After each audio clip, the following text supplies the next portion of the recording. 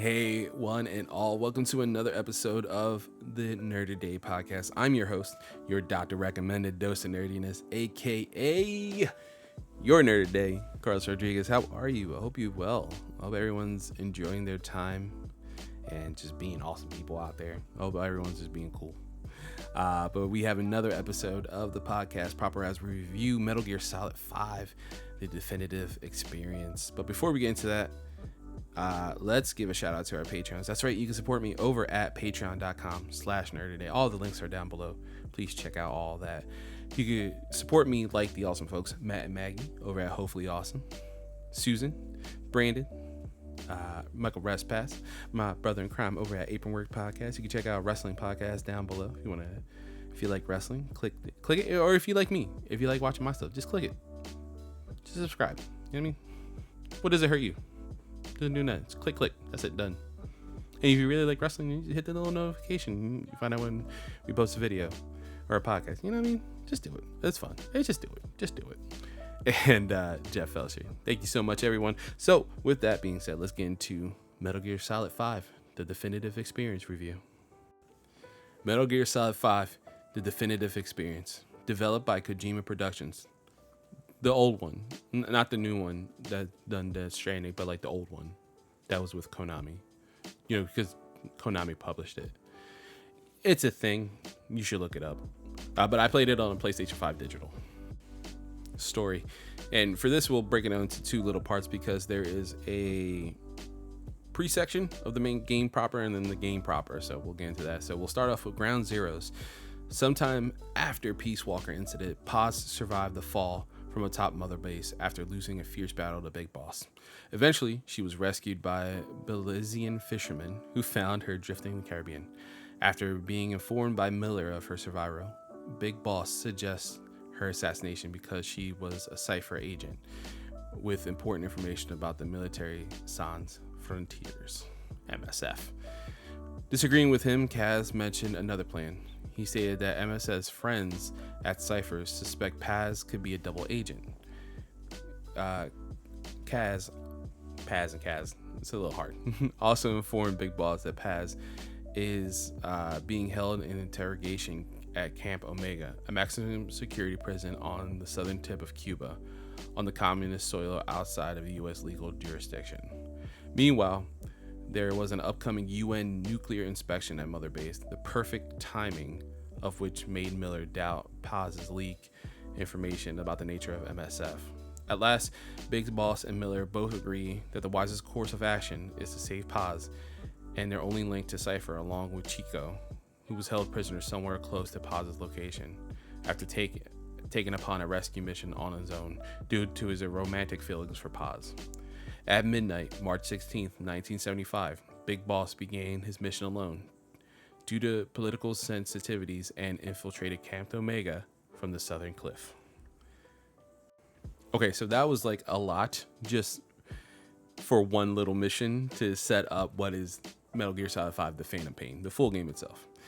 In the aftermath of the events of Ground Zeroes and the destruction of MSF, Big Boss falls into a coma. 9 years later, he awakens to help lead a new mercenary group, Diamond Dogs.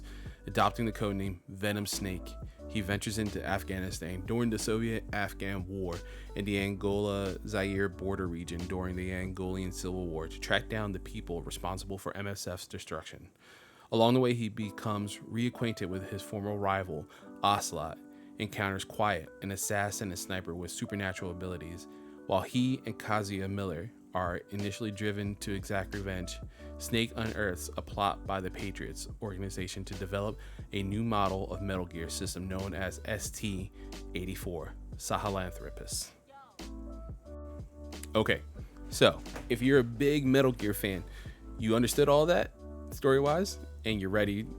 If you're not, and you just like gameplay, hey, this is the gameplay section for Metal Gear.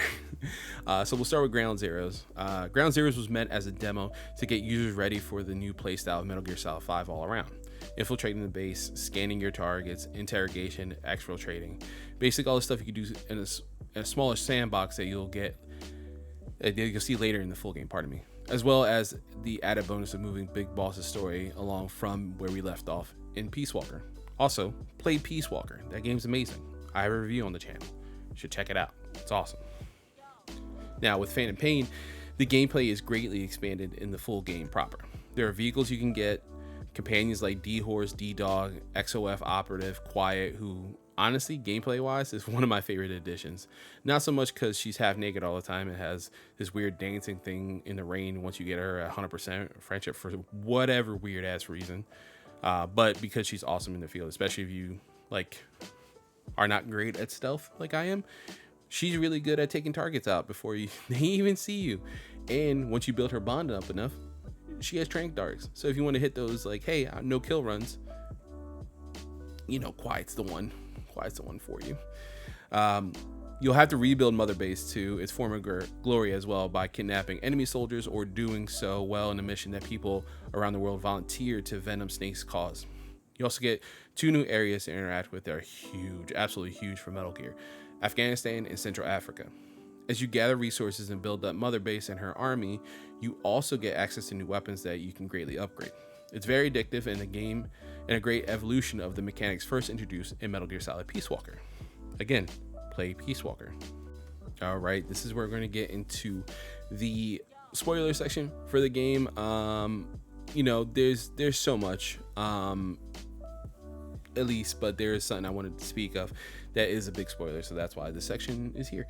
If you want to find out what happens in the game proper, there are millions of lore videos that will do a better job than I will, but I wanted to speak about something specific that I think was awesome. I will say, and that was the reveal of who Venom Snake truly is.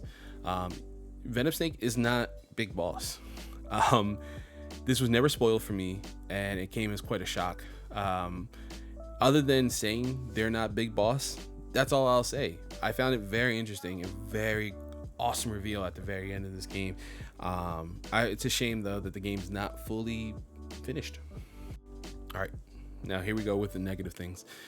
Honestly, there's not too much to say other than very nitpicky Metal Gear fan things. One, the opening mission with Venom Snake waking up after 9 years of being in a coma and slowly gaining the ability to walk and move and dodge and all this stuff was annoying to me. It doesn't help that you have to do it again in Mission 51 to truly beat, in quotations, the story. And the story for me was great, but by now Kojima no longer works at Konami. Right after this game was released and as he was working on Silent Hills, he and Konami had a major falling out and he created his own independent Kojima Studios that has now gone to work on Death Stranding and its sequel that will release in the near future for PlayStation 5, as well as a title for Microsoft, which we don't know the particulars of yet. But because of the falling out, the game is not truly complete. There was supposed to be a third section where you would track down and regain your Metal Gear that you lost, that you got at the end of the Section 1 from the and you would have to steal it from a child soldier named Eli, aka Liquid Snake. You'd actually have to fight Liquid Snake as a child. There's footage of this mission and some assets and concept art, so you get an understanding of what it was, but it was just a shame it wasn't in the game. And finally, though, Kiefer Sutherland is a great actor, he brings nothing to Venom Snake. I miss David Hayter, and even the twist doesn't make sense to recast from a fan standpoint. It doesn't make sense to not have David Hayter in one way, shape, or form in this game, and then have Kiefer be Venom Snake. Trying to be as vague as possible with those, but if you somehow not play this game, again, the story is great, and you could tell that Act 3 was going to be amazing, crescendo, but you get Act 2, or Part 3, I don't know. It's all over the place. The game's not complete, but it's still fun as hell. It's weird. Okay, so verdict time. Metal Gear Solid 5: The Phantom Pain is the definitive Metal Gear experience in gameplay and mechanics alone. While the story for me is good, it's not complete, which is a big hindrance for many of us Metal Gear fans. We love our crazy-ass Kojima stories.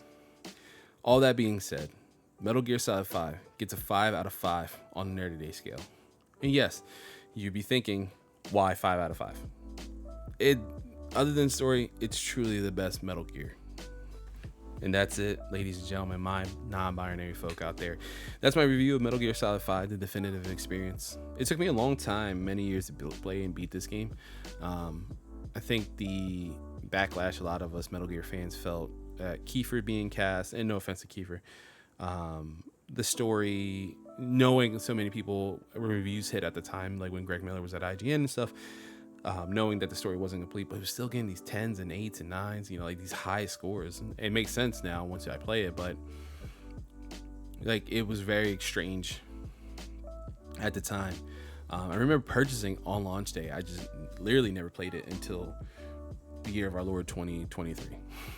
So it's very interesting. It still gets a 5 out of 5, as I mentioned a bit ago, but man, what a crazy game. What a crazy experience. What a crazy development cycle. And I'm glad Kojima's doing his thing independently, working with PlayStation on Death Stranding 1 and 2, and now working with Microsoft on some undisclosed game, which I don't know, but I'm down for weird Kojima stuff, man. Weird Kojima shit's my shit.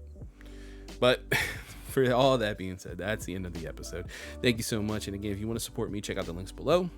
I love y'all, and I'll catch y'all on the next one for your doctor recommended dose of nerdiness, aka Carlos Rodriguez. I'll see you next time.